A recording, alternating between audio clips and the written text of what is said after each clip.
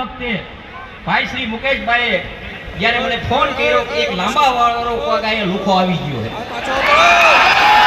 એટલે મેં સંશોધન કર્યું કે કોણ છે. એટલે એનું કામ સીડી ઉતારવાનું હતું. જાણ્યું આજુબાજુ મારા પાસે તો બધી LIB હોય છે, ભાઈ પનારા નહીં ખબર હોય, એને ફોન કરતો હોય, કર તું તારે વાહે હું સમાજની વાત હોય અહીંયા. પછી મને એમ લાગ્યું કે એના પાસે 10-12 સીડી છે. એટલે મેં મારા માણસોને મોકલા, રાતે 11 વાગે લઈ આવી અને લીમડે બાંધીને મારીને સીડી હરગાવી નાખી. કયા સમાજની સીડી હતી મને ખબર નથી.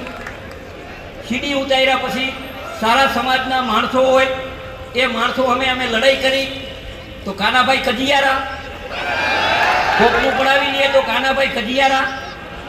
આ 45 વર્ષમાં કાનાભાઈ કોઈનું પડાયું નથી, કાનાભાઈ કોઈ લુખારે બેઠા નથી. અને કાનાભાઈ કી એક દાદો, એક હનુમાન દાદો, જેલ નાની હતી, 180ની કેપેસિટી હતી, એમાં 320 પૂરી દીધા છે. અને હમણાં જેલ મોટી કરી છે 580 જણાની. એટલે તમારે આવા લુખા તૈયારી રાખજો. અમારા સમાજને આગેવાનો લુખા કહેવાવાળા હોય ને એને તમે જઈને મારી આવજો, હું બેઠો હોઉં, કોઈના બાપની તાકાત નથી.